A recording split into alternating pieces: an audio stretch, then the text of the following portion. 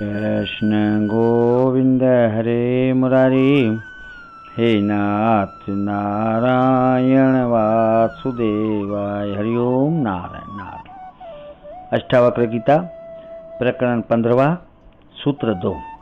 अनुवाद। विषयों में विरसता मोक्ष है,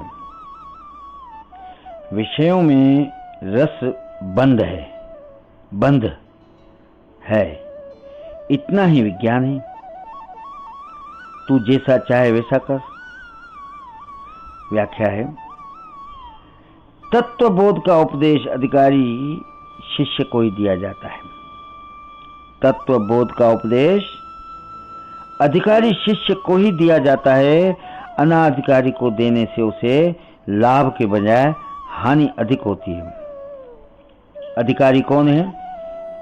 इसकी व्याख्या प्रथम सूत्र में अष्टावक्र जी ने की है कि सत्व बुद्धि वाला ही इसका अधिकारी है, अन्य कोई नहीं।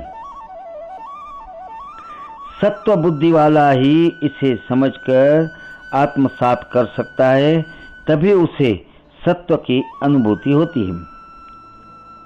वही अच्छा ग्राहक होता है। चित्त की शून्य अवस्था ही ग्राहक बनती है। स्वच्छ कांच में ही प्रतिबिंब दिखाई देता है। अधिकारी की परीक्षा गुरु स्वयं करता है। शिष्य कभी दावा नहीं करता कि मैं अधिकारी हूं, मैंने इतने उपवास किए हैं, मैंने संसार छोड़ दिया है, नग्न रहा हूं, इतने गायत्री पुरस्चरण किए हैं, इतने घंटे रोज उपासना की है, इतना दान किया है, इतना त्याग किया है, इसीलिए मैं आत्मज्ञान का अधिकारी हूं, मुझे उपदेश दीजिए। गुरु यदि पहचान लेता है कि यह सत्व बुद्धि वाला है, तो उसे यह अंतिम उपदेश देता है, जैसा अष्टावक्र जी ने जनक जी को दिया, जिसे सुनते ही जनक जी को आत्मज्ञान हो गया। यदि पूर्व में भूमि तैयार न होती तो अष्टावक्र उपदेश कभी नहीं देते। वे उन्हें साधना बताते, मंत्र जप को कहते, अष्टांग योग बताते, उपासना बताते, किंतु जनक जी ने इसके लिए इसकी उपयोगिता नहीं की। उनकी पृष्ठभूमि पहले से ही तैयार थी, इसीलिए घटना उसी क्षण घट गई।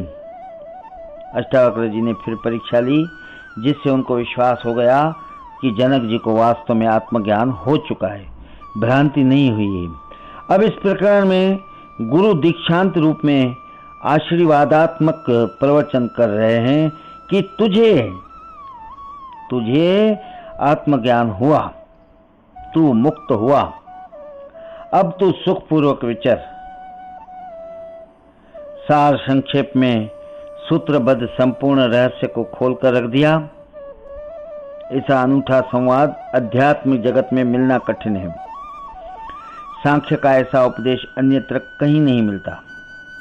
अष्टावक्र जी के ये सूत्र साधना सूत्र नहीं है, आरंभ नहीं है, बल्कि साधना द्वारा चित्त शुद्ध होने पर दिया गया अंतिम उपदेश। अष्टावक्र जी कहते हैं कि मोक्ष कोई वस्तु नहीं है कि जिसे प्राप्त किया जाए, और न ही कोई स्थान है जहां पहुंचा जाए, न ही कोई भोग है जिसे भोगा जा सके, न ही कोई रस है जिससे आनंद मिले, न इसकी कोई साधना है, न सिद्धि, न यह स्वर्ग में है, न सिद्ध छिला पर। विषयों में विरसता ही मोक्ष है। विषय में रस आता है तो संसार है, उसका कारण मन है, अतः मन ही बंधन और मुक्ति का कारण है।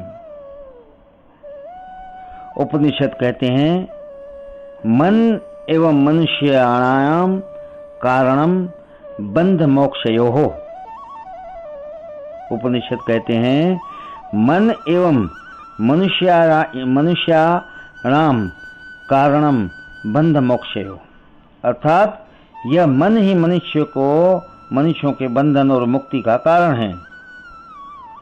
यह मन जब विषयों में आसक्त होता है तब बंध है। यही संसार है। जब यह विषयों से विरस्त हो जाता है तब मुक्ति है। संसार की उपस्थिति बंध नहीं है। संसार में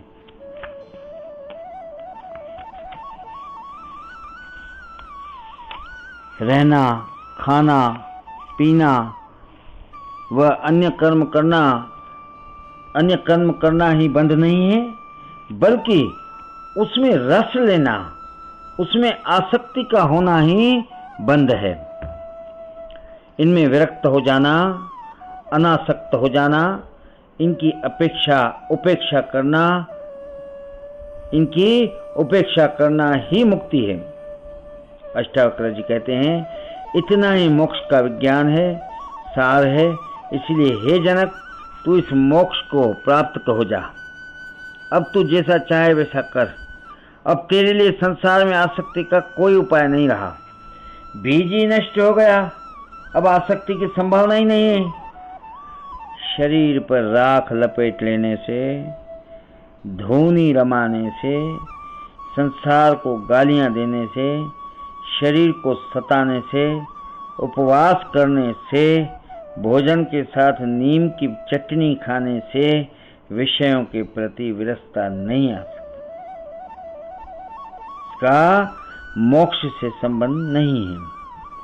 इसका मोक्ष से संबंध नहीं है। श्री कृष्ण गोविंद हरे मुरारी, हे नाथ नारायण वासुदेवाय। हरि ओम नारायण।